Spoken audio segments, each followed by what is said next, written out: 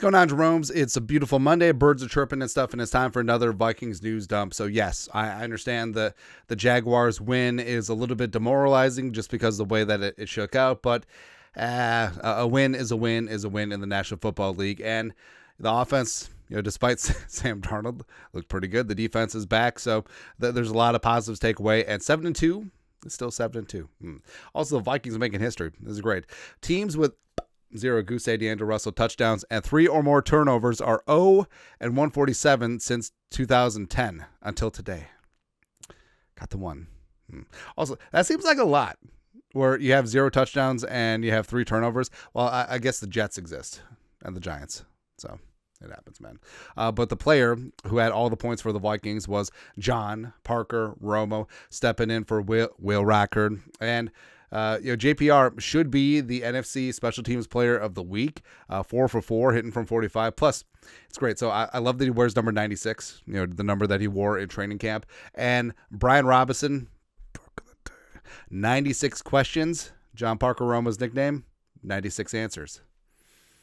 I kind of like it. I'm really proud of that one. Not gonna lie. Hopefully it sticks. Right. Also, sticking around is John Parker Romo getting the game ball. So I love that Kevin O'Connell gave game balls to the entire defense and the 3 specialists and no one else.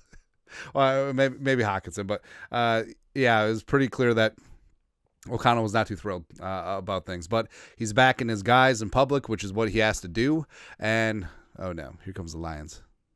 But JPR looking good. Plus, I just love the way that he's already been adopted in the locker room. Like I know that he was on the 90-man rooster, but it's awesome the way that Cam Robinson was brought in last week, and then JPR this week, and McQuaid and whatnot. So we're off to the races. Also with Darnold.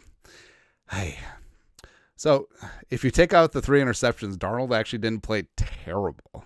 Right, minus the whole no touchdowns, but the 3 interceptions were just inexcusable, right? And yeah, there was a 4th one too that was called back, and also the 2nd one should have been incomplete, but Will Rag at Sports Illustrated. Kevin O'Connell said there was never a single moment where he considered benching Sam Darnold today. Quote, I was looking at it as a great opportunity to see growth, end quote. He thinks Darnold will be better moving forward because of these hiccups. Well, what about his hiccups last week? That red zone interception against the Colts was bad. The second one was bad. All 3 of them were bad. But like we said, the second one, I don't know how you watch this replay and call it complete. It's clear that the ball is on the ground. You can maybe say that his hand got underneath it, but his left hand, but there's not conclusive evidence. And yeah, I understand that it was ruled an interception on the field, but there's very clear evidence that this thing hit the ground without him securing the football. And even Dean Blandino, notorious Vikings hater, was just like, it's an incomplete pass. But like I said, you have to play better than the ref.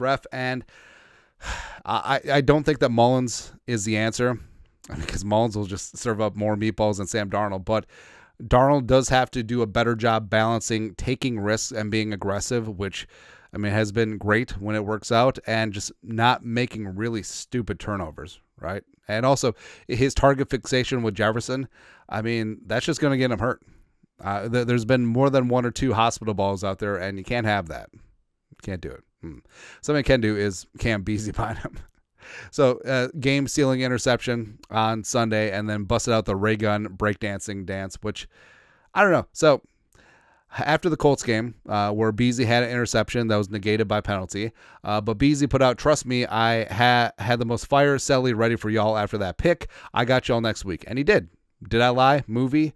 But I don't know. Like, it was really good, and it was viral, but is that it? I feel like it's a little bit dated, but either way, it's really good. But no, this is just our way of passive-aggressively goading him into getting more turnovers, because is that the best celebration you got? Don't you have a better one? No, but Beezy is the czar of interception takeaway celebrations. It's really good, man. Also good news. So A.A. Round Jones left the game for a hot second with a chest injury. Alec Lewis, the Athletic. Vikings running back Aaron Jones spoke after the game. He said he took a helmet to the rib chest area, underwent tests, was cleared, and came back in. Now, it was clear that he was sort of favoring things at the end of the game, but it is a good sign that he returned, and he'll be a player to monitor this week. It wouldn't shock me at all if he's limited all week. Just try and get as much rest as possible for that rib cage. And, it's tough. I mean, every single one of these tackles and plays are like a car crash, and that one did not look good. Yeah, I caught a helmet and a shoulder like square in the ribs, and that can't be great, because you ever had a rib injury and like even like sneezing and breathing, farting, it just hurts. It just aches. So I can't imagine just getting collided with by 6'5", 300-pound dudes. And I understand that there's always Dr. Feel Good out there, but I don't know. I feel like it's still tough. But either way, like Aaron Jones, important part of this team. Cam Akers can slide in a little bit too. It's going to be good.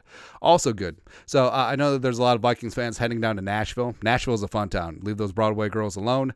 But the Vikings favored on the road. I don't like it. And sometimes here's what I'll do. This was great in 2022, where if the Vikings will be favored in a game, you take the other team's point spread. So the other team plus the points. And it's a bit of an emotional hedge, because if the Lions lose or the Vikings lose, you collect. Also, the Vikings win, but within the point spread, you win both. That's great. So there's a spot for a middle. So I may be tempted to take the Titans plus 6.5. I know that someone will try and be like, well, let's juice it up to minus 125 for 7.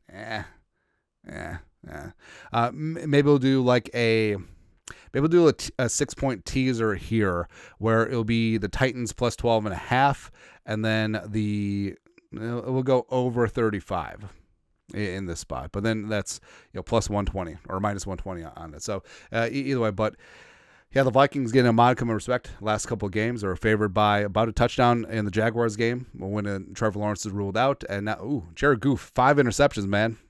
I love it. Also,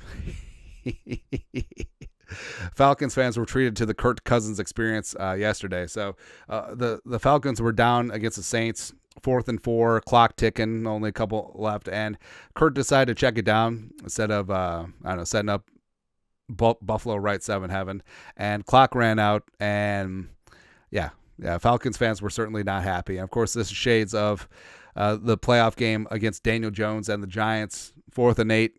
Checking it down to Hockenson. Now, we've broken down this play several times. Giving Hockenson a chance to break one tackle, get a first down, like it's a sound play, but also, if it fails, like you're going to get made fun of, right? And it's almost like you should have just thrown deep into triple coverage to Jefferson, right? But either way, it didn't work out, and it's just so funny how Falcons fans are finding out. Bloom is off the rose, baby. Also great is, speaking of bloom off the rose, so Caleb Williams flew into Chicago, put some hollow numbers up against bad teams, but now they've been schwacked the last couple weeks. And I think Bears fans are just realizing that this environment is not conducive for quarterback development. I don't know what it is. It's not the owners. Coaches change, players change, but they literally could not develop a quarterback. Can't do it. They throw all the resources at it. And remember, all the hype this year was like, oh, the Bears, the best situation for a quarterback in this draft. Oh, the O-line is fixed. Oh, the weapons. Oh, look at Keenan Allen. Oh, blah, blah, blah, blah, blah. It's rough.